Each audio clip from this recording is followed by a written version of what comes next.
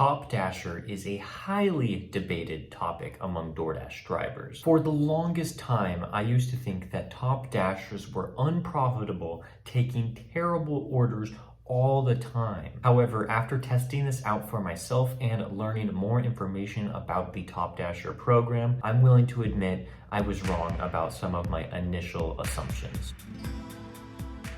For those of you who do not know what the Top Dasher program is, I will quickly go through it. From the DoorDash website, it says that you need a 4.7 customer rating or above, which shouldn't be that difficult to achieve, especially someone who's been dashing for a long time. You need a 95% completion rate, which means you just have to unassign less than 6 orders in the past 100 that you complete. This one may be difficult depending on your market, but if you're completing basically every order that you get, this shouldn't be a problem to get that as well. You need 100 deliveries in the past month and 200 lifetime deliveries. And the hardest one, the one that everyone debates, is that you need a 70% acceptance rate to be able to be a Top Dasher. You do not have to keep these stats all month long.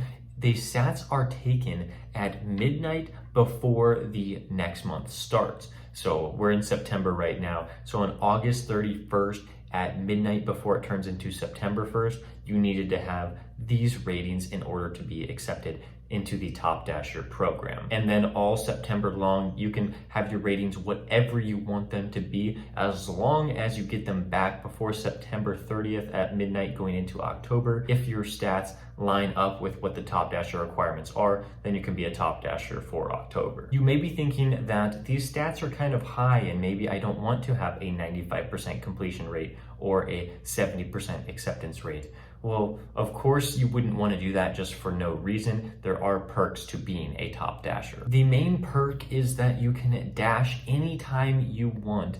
As a regular dasher, you're going to have to schedule yourself if you want to drive for the selected time that you want. But with Top Dasher, you don't have to schedule. All you gotta do, if you want to complete deliveries, you just click Dash Now. You will be able to at any time that you want. This is so helpful for people that have a tough time getting on the schedule, or this could be helpful for somebody that has an irregular schedule and may only deliver for about like an hour or two every so often. So you want to have the flexibility to work whenever you want. Another huge perk that is no longer on the DoorDash website, so I'm wondering if this is still the case with Top Dasher, but you used to be able to have priority of orders that have a subtotal of over $35. Now, I think that Top Dasher is still doing this, and I'll get more into it later in the video, but right now I do believe that Top Dashers will most likely be sent the order first compared to a non-Top Dasher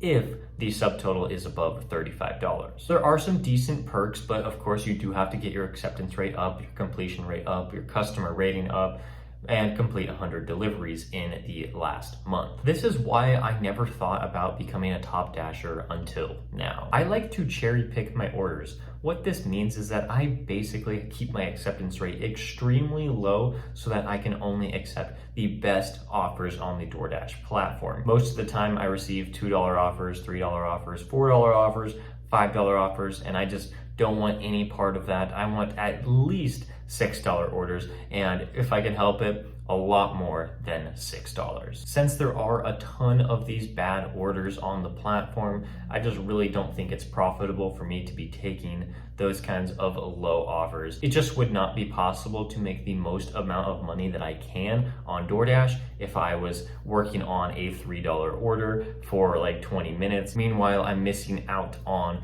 the $7 order that may only take 15 minutes. Another huge reason on why I never thought about becoming a Top Dasher is that I'm multi-app. I usually use 2 apps, sometimes 3, sometimes 4, sometimes 5 apps when I'm on the road. My 2 most profitable apps, DoorDash and Uber Eats, I will continually run both of them at the same time while I'm looking for an order, and I'll accept the best one that is going to come to my phone at the time. I also throw in Grubhub every now and then. I also throw in Instacart every now and then, just trying to make sure that I'm making the most money that I can per hour. And when I'm using more than one app, I am able to cherry pick the orders more, lowering my acceptance rate and making me think, well, I could never get my acceptance rate on DoorDash up to 70% to become a top dasher.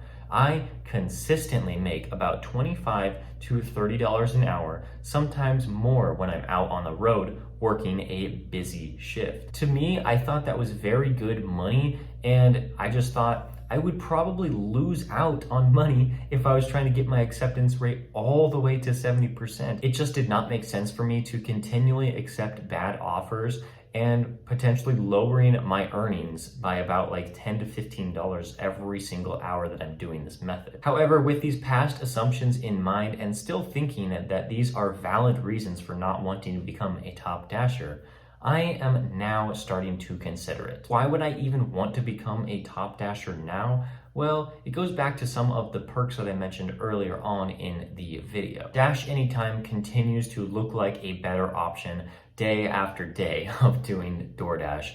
Scheduling has become so difficult lately. Like, if you don't schedule yourself at least 5 to 6 days out in my market, I don't know when I'm actually going to be able to work. This never used to be a problem in my market, and I always thought that people in other markets saying that they have to schedule themselves so far out in advance, I used to think that they were just complaining, they didn't really understand what they were talking about. But now I am having to schedule myself so far out in advance that now I'm like, it would just be so nice if I could sign in, just be like, oh yep, let me dash right now. That would be so much better than what I have to go through now. And it's not a huge inconvenience, but it is just another thing that I have to worry about that's making me feel like less and less of an independent contractor. Scheduling myself really wouldn't be a huge deal if I worked a regular schedule, but I also make YouTube videos, and YouTube is the priority over delivery driving. I want to make the best videos possible for you as a viewer,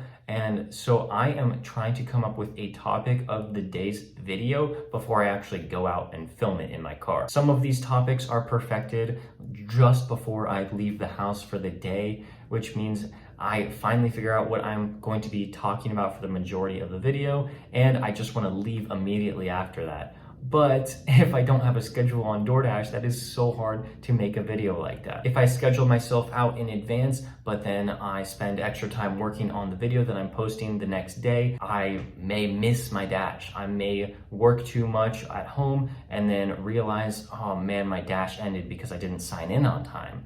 And then I just don't know if I'll actually be able to get a reasonable schedule for that day because it's usually filled up by other drivers. Or I may remember to sign in and then I'll have to continually pause myself every 30 minutes just so that I can keep the schedule on DoorDash. So that means I might end up pausing myself for hours on end every 30 minutes, resume dash, pause it immediately, resume dash, pause it immediately for hours until I can actually get out on the road. Another reason why I'm considering becoming a top dasher is I want to increase my earnings. I always talk about it on this channel. Find out any way that you can maximize your earnings, and you may have to try out different strategies that you may have never thought of before, or you might have thought that were just completely ridiculous, but now it might look like a good option. I am definitely happy with the amount of money that I make right now, but if there's a potential to make even more money, then I should definitely try to go after that. The perk of getting priority access to orders that have a subtotal of $35 or above would be huge for increasing my earnings. Now, of course, because they took this off the website, I can't say for sure the top dashers get priority access to these orders, but I do believe that I've been seeing a ton of small orders in my area from DoorDash. This doesn't happen on Uber Eats, but I guess we're just talking about DoorDash right now. I am just getting consistent orders of $10, $20, even upper $20, but not quite into the 30s. And it makes me think maybe other people are getting those larger orders and maybe I'm just completely missing out on them. As somebody who's a non-top dasher, I look at potential top dashers and I'm thinking, man, are you really getting those good orders? So I was wrong with a couple things. I always thought that top dashers were accepting the no-tip orders, going 9 miles for $3. I always thought that that's what top dashers did, and I thought that they were being completely unreasonable and not caring about their money or their car at all. But I've learned that this just is not the case. Top Dashers probably only care about their stats when it gets closer to the end of the month, when they have to raise their acceptance rate above 70%, which means this might just happen at the end of the month, maybe the last week or so of them trying to raise their acceptance rate. Just because they're accepting bad orders doesn't make them a bad drivers or have a bad strategy. I still think that it's possible that this strategy should not be used by anybody, but I have seen evidence that it may be worth it for some people. I also was wrong about my assumption that I had the best strategy. I know that my strategy has significantly improved and my earnings have gone way up as a result of that, but it does not mean that this strategy that I use right now of cherry picking and multi-apping is going to be the absolute best strategy to make the most money. It really could be the best strategy, but I have to continually test out new methods to see what is going to work well for me in my market. But after saying all this, I want to tell you why I probably will not go for Top Dasher. I talked about it previously in this video that I use Uber Eats, and it's a huge part of the way that I make money. Uber Eats does not prioritize orders to drivers that have a higher acceptance rate. At least they don't have a program that explicitly tells you that they prioritize people with a higher acceptance rate. I receive a ton of great offers on Uber Eats, which makes me think that they just give out the orders to the drivers that are the closest to the restaurant. During the peak hours of lunch and dinner, when people are ordering the most food to either their office buildings or to their homes for meals for their families, I feel like I can favor Uber Eats over DoorDash because I will get those larger orders on Uber Eats. And if I'm not a Top Dasher, I may not have priority for those larger orders, which is just fine with me as long as Uber Eats is continually giving me those really good orders. And another huge reason why I probably will not go for Top Dasher is that I do not know how low my earnings are going to be when that last week of the month hits and I have to raise my acceptance rate up to 70%. If I multi-app correctly with DoorDash, Uber Eats, Grubhub, Instacart, any other apps that I want to work during that last week of the month, I would probably double my earnings that I would if I was going for Top Dasher and accepting almost every single order. And how low would my earnings be if I was actually going for Top Dasher? Well, I actually made 2 videos on my experience of accepting 70% of all orders on the DoorDash platform. The first one will be right here for you to watch to see how low my earnings really could be. And don't forget, we're doing a giveaway at the end of this month with half the money going to a subscriber and half the money going to charity. The full details of the giveaway will be in the description below. Thank you so much for watching this video. I'll see you tomorrow.